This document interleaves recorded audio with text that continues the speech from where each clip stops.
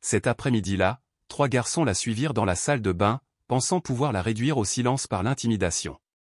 Mais ce qu'ils ignoraient, ce qu'ils n'auraient pas pu deviner, c'est qu'Amani Caril était prête. Elle l'avait toujours été. Elle s'était accordée exactement 6 minutes de paix. C'était tout ce qu'elle demandait, une brève évasion du chaos de la cafétéria, des cages d'escalier résonnant de voix et de rires dont elle n'était jamais incluse. 6 minutes de silence. Son sanctuaire. Monsieur Braddock, son professeur d'anglais, n'a même pas levé les yeux lorsqu'elle lui a montré son laissez-passer. Il a simplement hoché la tête, son marqueur continuant à griffonner des notes sur le tableau blanc. Et, comme ça, elle s'est éclipsée. Le couloir était silencieux et immobile, comme elle l'aimait. Pour Amani, le silence n'était pas le vide, mais la clarté. Il lui permettait de respirer, de réfléchir, de se calmer. Elle glissa les mains dans la poche avant de son sweat à capuche, ses doigts effleurant le bord de son téléphone.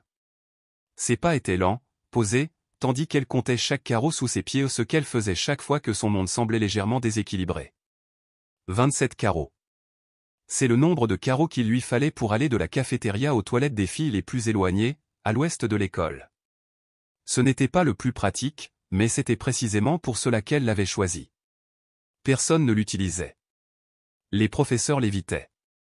Ce couloir silencieux lui semblait être un passage secret, loin du bruit, de la superficialité, de la mesquinerie.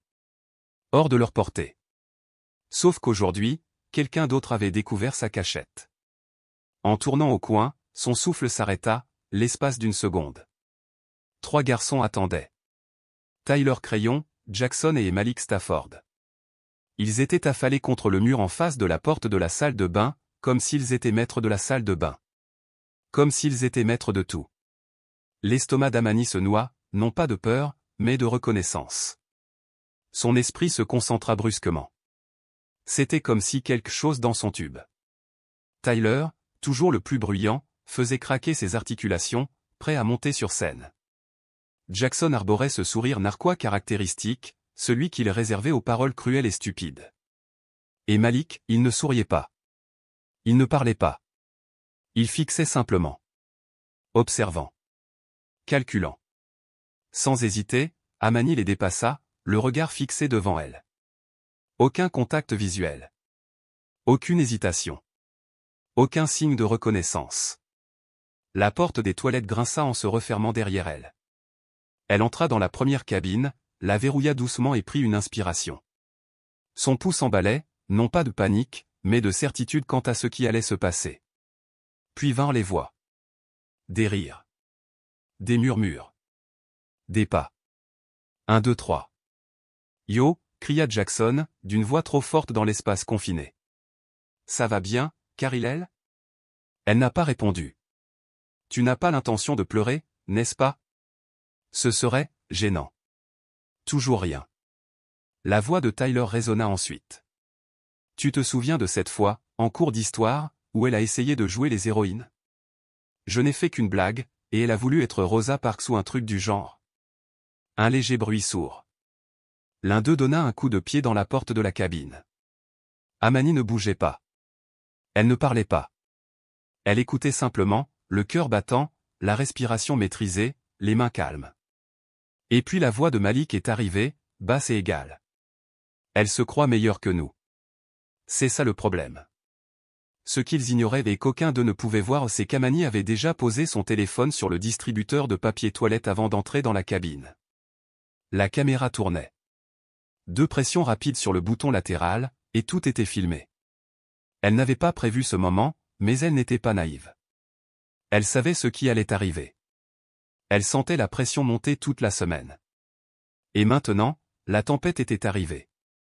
Mais avant d'aborder ce qu'Amani a fait ensuite, avant les conséquences, avant le jugement, il est important de comprendre d'où elle vient. Car ce moment n'a pas commencé ici. Il avait des racines. Amani Caril vivait au sud de Fresno, en Californie, dans un modeste 2 pièces avec sa mère et son jeune frère, Khalil. Ils n'avaient pas grand-chose, mais ils avaient tout ce dont ils avaient besoin. L'appartement était toujours propre. Les factures étaient toujours payées, même si cela impliquait que sa mère fasse des heures supplémentaires. Et le dîner était toujours chaud, du fromage grillé et de la soupe en conserve les jours difficiles, mais préparé avec amour. Sa chambre était son univers. Le seul endroit qui lui semblait entièrement personnel. Un mur était tapissé d'imposantes piles de livres. Son bureau débordait de cahiers, des pages remplies de pensées, de questions et de croquis de rêves. Un tableau blanc près de son lit portait des mots comme « UCLA » et « Law School » écrits en gras au marqueur. Elle ne savait pas exactement comment elle y arriverait. Elle savait juste qu'elle y arriverait. Mais l'école était un tout autre monde. Plus froid. Sur près de 600 élèves, seuls 7 étaient noirs. Amani a appris très tôt à gérer cette solitude. La 5e avait été difficile. La 4e, cruelle. Personne ne l'insultait ouvertement, du moins au début. C'était plus subtil. C'était la façon dont l'enseignante sautait sa main levée pour appeler quelqu'un d'autre. La façon dont son nom était toujours prononcé lentement, comme un défi. La façon dont les bavardages à la table du déjeuner se transformaient en un silence gêné dès qu'elle s'asseyait. Ce n'était pas du racisme bruyant. C'était du racisme discret. Celui qu'on ressent au plus profond de soi avant même de l'entendre. Celui qui vous apprend à marcher seul, à vous asseoir seul, à étudier seul. Et elle l'a fait.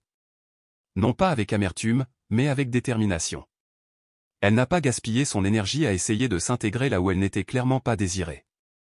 Mais en classe, là, elle prenait la parole. Toujours. Comme la semaine dernière, pendant le cours d'histoire de Monsieur Patel, il regardait un documentaire sur les droits civiques lorsque Tyler s'est penché et a ricané assez fort pour que tout le monde l'entende. « Attention, Betty Amani va commencer à défiler. » Elle ne le regarda même pas. Elle leva la main. « Monsieur Patel, dit-elle d'un ton neutre, pourquoi omettons-nous le passage où des Noirs ont été battus parce qu'ils marchaient dans la rue? Cela me semble important. » La salle se figea. Monsieur Patel cligna des yeux, pris au dépourvu. Tyler marmonna, « Bon sang, détends-toi. » Amani se tourna vers lui, calme comme toujours. « Je suis détendu. Tu es juste mal à l'aise. » Quelques élèves ont ri non pas d'elle, mais de lui. Et Tyler n'a pas ri. Il a ruminé. Et les gens comme Tyler habitués à être intouchables n'oublient pas quand on les défie en public. Après cela, les choses ont changé. Au début, ce fut subtil. Un coup d'épaule dans le couloir. Une voix moqueuse au casier. Puis Jackson se mit à imiter son discours, l'appelant « la bibliothécaire ». Malik resta silencieux, mais son regard la suivit comme un défi. Amani ne dit rien. Elle resta calme. Confiante. C'était sa seule force. Jusqu'au cours de gym. L'entraîneur Fernandez a demandé à tout le monde de se mettre par deux pour les exercices de volley-ball. Tara, sa partenaire habituelle, était absente. L'entraîneur a balayé la salle du regard, puis a pointé du doigt. « Karil, tu es avec Malik. » Elle ne s'y a pas. Elle hocha simplement la tête et s'avança. L'exercice a commencé. Le premier service de Malik fut trop rapide. Le deuxième, encore plus. Le troisième, un smash dirigé droit vers son visage, manqua sa cible de quelques centimètres et explosa contre les gradins. Amani n'a pas réagi. Elle le regarda simplement, les yeux fixes, et retourna à sa place. Mais ce moment était un avertissement. Une fissure à la surface. Et c'est ainsi que nous nous sommes retrouvés ici, dans cette cabine de toilette, avec la porte qui tremblait légèrement à cause du coup de pied d'un garçon qui pensait qu'une fille comme Amani devait rester silencieuse. Mais ce qu'il ne comprenait pas, c'est qu'Amani savait déjà qui elle était. Et elle n'allait pas laisser quiconque réécrire son histoire. Pas ce jour-là. Jamais. Le coup de sifflet aigu de l'entraîneur a coupé l'air. « Et, Stafford, c'est quoi ton problème » aboya-t-il. Malik haussa les épaules nonchalamment, comme si le moment n'avait pas eu d'importance. J'ai glissé. L'entraîneur plissa les yeux, peu convaincu, mais n'insista pas davantage. Fais attention à toi la prochaine fois. Plus tard, dans le brouhaha feutré des vestiaires, Amani était assise seule sur le banc, calme et réservée. Autour d'elle, les autres filles changeaient rapidement de position, leur rire bas et conspirateur. Elle les entendait chuchoter, faisant semblant de ne pas la remarquer. Enfin, allez, elle l'a un peu cherché, murmura une fille. Elle a toujours eu cette attitude. J'ai entendu dire qu'elle avait traité Monsieur Patel de raciste juste parce qu'il ne l'avait pas choisi. Ce n'était pas vrai. Pas comme on le disait. Mais dans cette école, les faits semblaient moins compter que les impressions. Et une fois que les gens avaient décidé de ce qu'ils pensaient de vous, il n'y avait plus moyen de revenir en arrière. Après l'école, Amani resta tard à la bibliothèque, déterminé à terminer un projet scientifique collectif censé être un effort commun. Mais les 3 autres membres du groupe ne se présentèrent jamais. Déconcertée, elle envoya un SMS à Amy Grieve. La réponse fut froide et définitive. On l'a déjà fini. Chérie. Aucune explication. Aucun avertissement. Juste une porte qui lui a été claquée au nez. Cette nuit-là, allongé dans l'obscurité de sa chambre, Amani fixait le plafond. Qu'il, son petit frère, dormait profondément dans le lit voisin. Sa mère travaillait encore tard. La question qui la pesait sur la poitrine refit surface discrètement, « Qu'est-ce que j'ai fait de mal ?» Mais au fond d'elle, elle le savait déjà. Elle ne riait pas quand la blague n'était pas drôle. Elle ne hochait pas la tête quand on s'attendait à son silence. Elle corrigeait Tyler devant la classe lorsqu'il disait quelque chose d'ignorant et il n'avait pas oublié.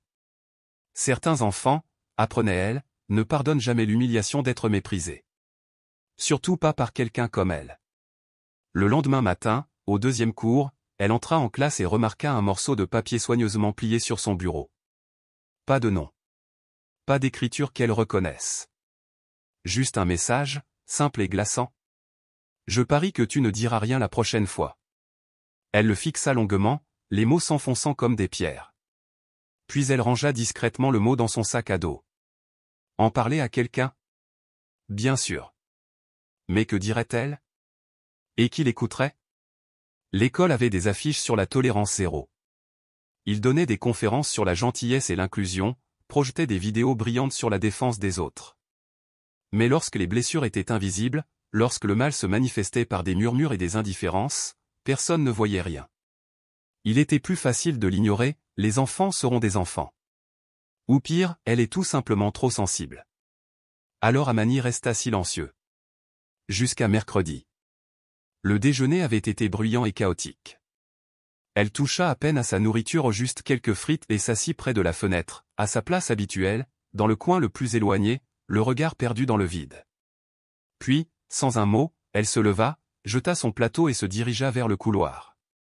Elle a vu les garçons avant qu'ils ne la voient. Attendre.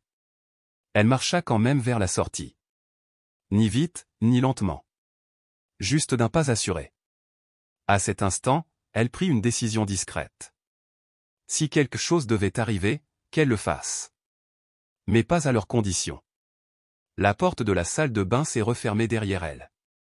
Et quelque chose en elle a également cliqué. Ce n'était pas de la peur qu'elle ressentait, mais de la concentration. Elle ne courut pas. Elle ne broncha pas. Elle se dirigea vers la cabine la plus éloignée, la verrouilla calmement et accrocha son sac à dos au crochet comme elle l'avait fait 100 fois auparavant. Son téléphone était déjà sorti. Mode silencieux. Appareil photo allumé. Face avant. Elle appuya sur le bouton d'enregistrement et le posa bas, en équilibre parfait sur le distributeur de papier toilette. Pas de flash. Pas de son. Juste les yeux fixés sur elle. Attendant. D'abord, le silence. Puis on frappa la porte. Elle s'ouvrit en grinçant. Des rires ont suivi, discrets et posés. Le genre de rire destiné à piéger. Des pas sur le carrelage. Une paire, puis 2 autres. Zut, marmonna Jackson, ça sent vraiment le beurre de cacao ici. Tyler gloussa. Détends-toi. Puis sa voix baissa, froide et intime. Tu es là, Armani? Elle ne dit rien. Retint son souffle. Captura tout. Tu sais quel est ton problème, dit Tyler, la voix emplie de dédain. Tu te comportes comme si tu étais plus intelligent que tout le monde. Tu continues à corriger les gens. Comme si tu devais éduquer toute la classe. Quelque chose est tombé par terre, un sac à dos, peut-être. Puis Malik se joignit à eux, bas et cruel. J'ai entendu dire que ton père était trempé. C'est vrai? Pourtant, elle resta silencieuse. Jackson ricana. Tu ne parles que quand il y a un professeur dans les parages, hein? Tes lèvres disparaissent dès qu'il ne regarde plus. La porte de la cabine tremblait légèrement. Quelqu'un s'y appuyait. Tyler encore, moqueur. Qu'est-il arrivé à cette énergie du cours d'histoire, reine? Tout est calme maintenant? Et puis, finalement, Amani a parlé. Sa voix était calme. Elle n'était pas forte. Mais elle perçait. Vous pensez vraiment que j'ai peur de vous? Un instant de silence. Puis de nouveau rire. Tu devrais l'être, marmonna Malik. Amani attrapa le loquet, le tourna lentement et sortit. L'air a changé. Dès qu'ils la virent immobile, calme, sans pleurer, ils s'arrêtèrent. Elle ne restait pas là, simplement là. Elle enregistrait. Téléphone bas, mais parfaitement incliné. Continue, dit-elle d'un ton calme. Tu t'en sors très bien. Les yeux de Tyler se posèrent sur le téléphone. Tu enregistres, a-t-il rétorqué. Jackson a essayé de faire comme si de rien n'était, tout en riant. Tu penses que quelqu'un s'en souciera? Pas encore, dit-elle, d'une voix ferme. Malik s'avança. Éteins-le. Elle n'a pas bougé. La main de Tyler se dirigea vers le téléphone, mais avant qu'il ne s'en approche, la porte de la salle de bain s'ouvrit à nouveau. Et là se tenait Camille Harper. Une étudiante de première année. Calme. Plutôt réservée. Amani ne savait même pas qu'elle était toujours sur le campus. Camille se figea dans l'embrasure de la porte, les yeux scrutant la pièce. 3 garçons. Une fille. Un téléphone pointé directement sur eux. Sa voix était calme, mais claire. Vous avez besoin d'aide ici? La tension a craqué. Tyler recula. Malik baissa les yeux. Jackson marmonna, nous étions juste en train de partir, et il mit ses mains dans ses poches. Ils sortirent en silence. Camille ne bougea pas de la porte. Et pour la première fois depuis des jours, Amani sentit quelque chose changer. Pas seulement en elle, mais dans la pièce. Dans le silence. Elle n'était plus invisible. Amani ne dit pas un mot. Elle passa simplement devant eux, calme, posée, et continuant d'enregistrer. Son pas était assuré, sa poigne ferme. Non pas qu'elle fût insensible, mais précisément parce qu'elle l'était. Parce que c'était profondément important. Parce qu'elle savait que cette fois, son silence était une arme plus puissante que n'importe quelle explosion. Et à ce moment-là, juste pour un instant, le pouvoir dans cette salle de bain ne leur appartenait plus. Cela lui appartenait. Mais ce changement ne s'est pas limité aux murs carrelés des toilettes d'un lycée. Dès que la vidéo a quitté son téléphone, l'équilibre a basculé. Le silence a été rompu. L'air autour de ce qui s'était passé s'est mis à trembler. Quand Amani sortit dans le couloir, elle ne se précipita pas dans le bureau du directeur. Elle ne courut pas vers un professeur, ni même murmura un mot à sa meilleure amie, Camille. Elle marcha simplement, la tête haute, vers son prochain cours. Se glissa à sa place habituelle. Ouvrit son cahier comme un mercredi ordinaire. Sauf que ce n'était pas le cas. Car dans la poche avant de son sweat à capuche, son téléphone était encore chaud grâce à ce qu'elle venait de capturer. Elle n'a pas publié la vidéo sur les réseaux sociaux. Elle n'a pas publié de message ni écrit de légende. Elle l'a envoyé à une seule personne, sa cousine Nadia. Nadia, une élève de première au lycée Edison, à l'autre bout de la ville, n'était pas seulement de la famille, c'était le genre de cousine qu'on appelait quand le monde semblait trop grand et les adultes trop perdus. Le genre de cousine qui savait toujours quoi faire. 5 minutes après avoir reçu la vidéo, Nadia a répondu. Ils t'ont vraiment mis à l'épreuve. Amani, ça va? Amani a répondu par SMS. Ouais. Je ne veux juste pas qu'ils s'en tirent comme ça. C'était tout ce dont Nadia avait besoin. Dis-moi. À la fin de la 5e heure de cours, Nadia avait déjà transmis la vidéo à 2 personnes de confiance. L'une était une jeune fille membre du conseil du syndicat des étudiants noirs de son lycée. L'autre, une élève de terminale du lycée Roosevelt, qui dirigeait l'école. Voix de la Vallée Centrale, un compte Instagram qui a donné une plateforme aux histoires d'étudiants que le système ignorait habituellement. La vidéo n'était pas dramatique. Il n'y avait pas de bousculade. Pas de cris. Pas de sang. Juste 3 garçons. Une fille. Une salle de bain. Les sourires narquois. La pression. La cruauté désinvolte. La façon dont ils ont transformé son silence en scène. Et puis, la voix d'Amani, ferme et inoubliable. Continue à parler. Tu t'en sors très bien. Cette phrase a frappé plus fort que n'importe quel coup de poing. À 18h, la vidéo avait atteint les 12 000 vues. À 21h, elle approchait les 50 000. Les commentaires affluaient, crus et sincères. Voilà à quoi ressemble l'intimidation quand il n'y a pas de bleu. Elle l'a maintenu mieux que je n'aurais jamais pu le faire. Où sont les adultes? Où est l'école? Le lendemain matin, les lignes téléphoniques de l'école étaient saturées. Les parents exigeaient des réponses. Un père a menacé de s'adresser directement aux médias. Amani franchit les portes de l'école comme n'importe quel autre jour. Sweat à capuche sur le dos, sac à dos sur la tête. Mais l'air était chargé, différent. Les gens la fixaient, certes, mais pas avec le même regard qu'avant. Plus avec cette légère suspicion, ce sentiment de ne pas être à sa place. Cette fois, les regards étaient posés. Curieux. Respectueux. Quelques élèves acquiescèrent à son passage.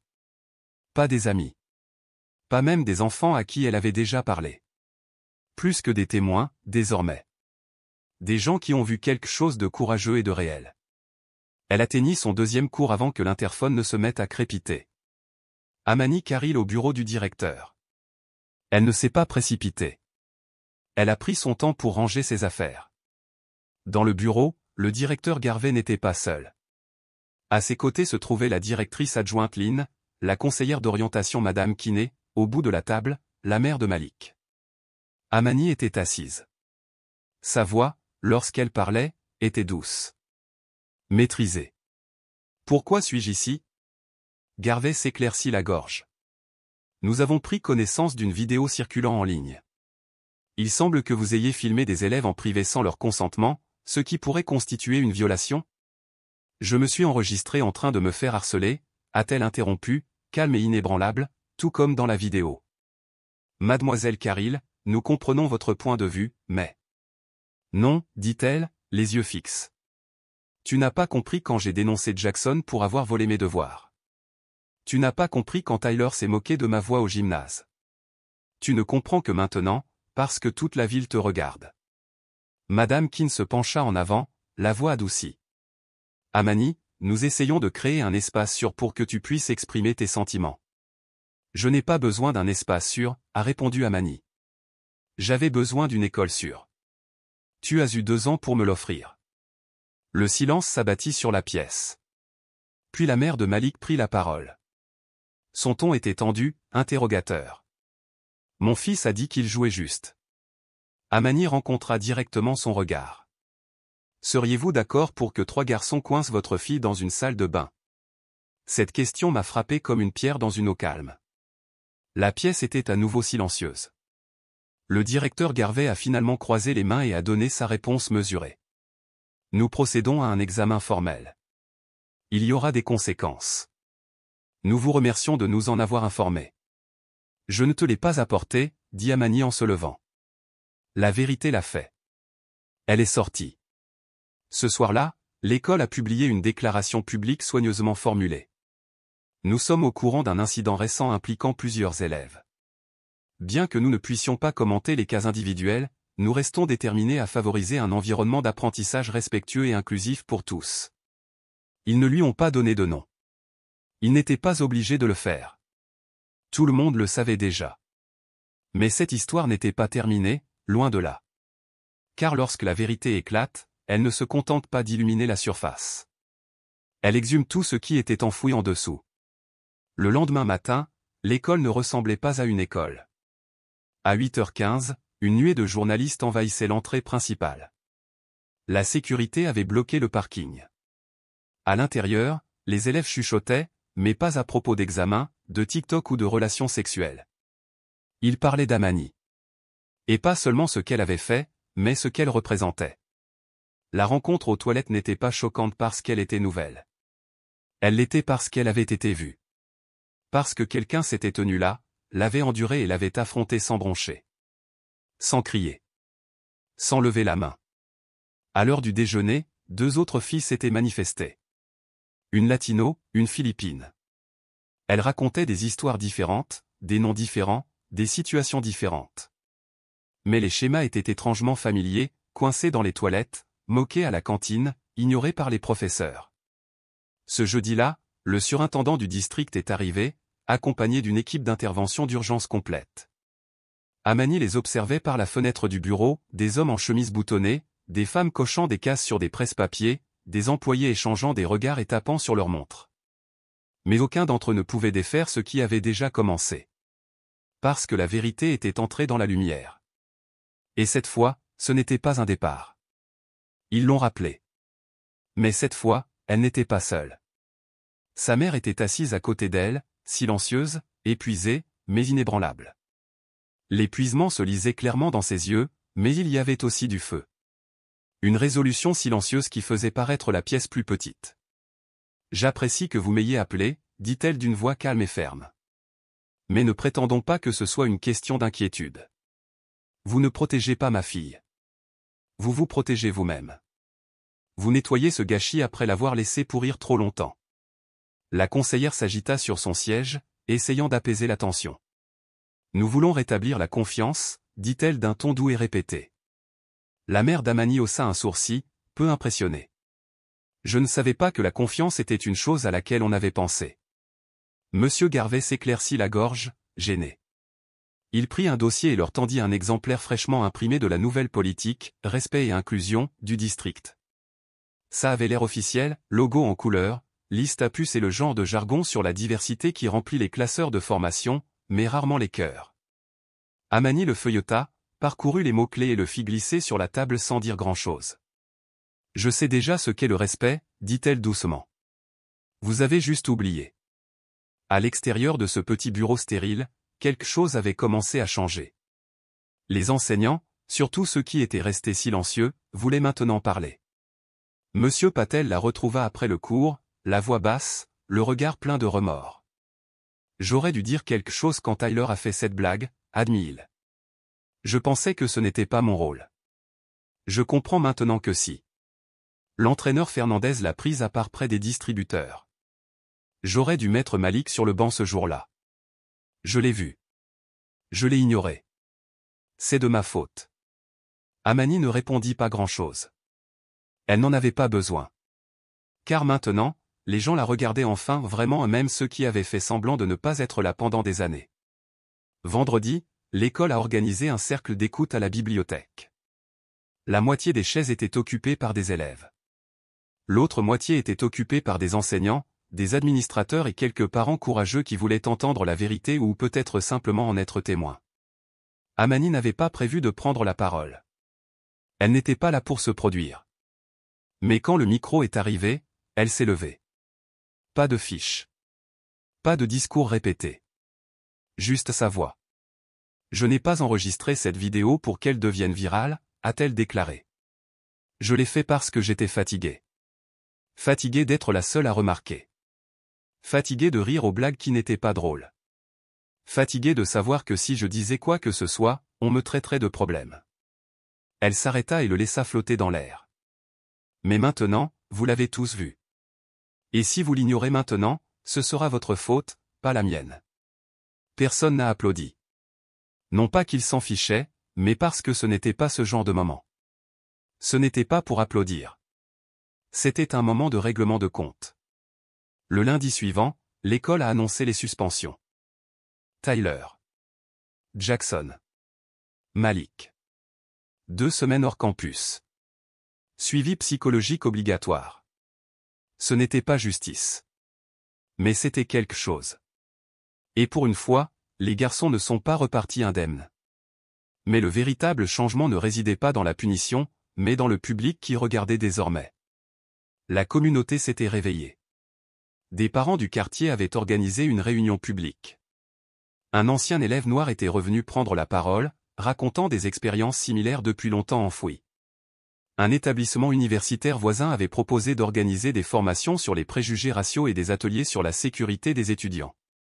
Un jour, Amani reçut une lettre manuscrite d'une femme diplômée en 1996. L'encre était légèrement délavée. Les mots étaient clairs. J'ai parcouru les mêmes couloirs. Je faisais profil bas. Pas toi. Merci. Amani glissa la lettre dans son carnet et la transporta avec elle comme une armure. Était-elle fière? Pas vraiment. Plutôt soulagée que peut-être, juste peut-être, les choses ne reviendraient pas à la « normale ». Car la normalité n'avait jamais été synonyme de sécurité. Mais la leçon la plus importante ne concernait pas vraiment les garçons, ni l'école. Il s'agissait de quelque chose de plus grand. Que se passe-t-il lorsqu'une personne cesse de se rétrécir, lorsqu'elle s'accroche et force tout le monde à voir ce qu'elle prétendait ne pas être? 2 semaines plus tard, elle se retrouvait devant un gymnase bondé. Le conseil scolaire avait ouvert la réunion au public. Il n'y avait plus de place. Parents, enseignants, élèves, certains étaient obligés d'être présents, d'autres curieux de voir si ce qui était arrivé à Amani aurait des conséquences à long terme. Le podium était petit. Le micro tremblait légèrement. Mais Amani tenait bon. Elle portait son sweat à capuche préféré au bleu marine, avec une déchirure à la manche et son jean noir. Pas de maquillage. Pas de filtre. Juste elle, entière et sans complexe. Le directeur Garvey était assis au premier rang, entouré du surintendant d'un côté et de la mère de Tyler de l'autre. Personne ne semblait à l'aise. Elle a scanné la foule, puis s'est penchée vers le micro. Je ne cherchais pas à être la fille dans la vidéo des toilettes. Je ne voulais pas être sous les projecteurs. Je ne voulais simplement plus me taire. La pièce s'immobilisa. Quand on est la seule femme noire dans une pièce, on apprend à se faire petite. À se faire plus petite. À adoucir sa voix et ses mots. À mettre les autres à l'aise, même quand on ne l'est pas. Quelque part dans les gradins, une femme essuya une larme. Mais ce réconfort? C'est ce qui a permis que cela arrive. C'est pourquoi les gens ont vu, entendu, su et pourtant n'ont rien fait.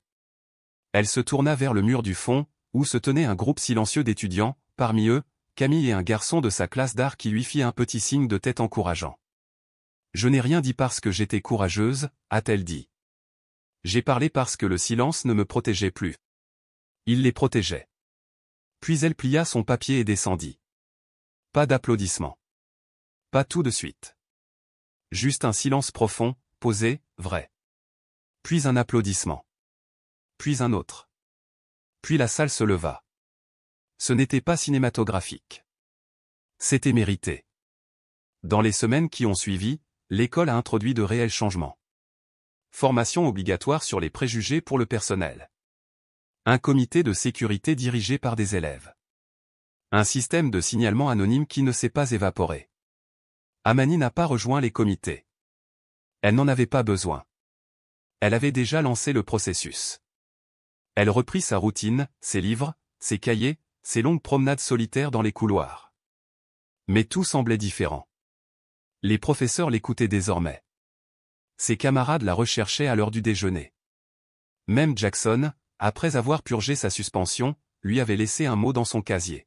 « Je ne savais pas que tu enregistrais. Mais je comprends pourquoi. » Elle n'a jamais répondu.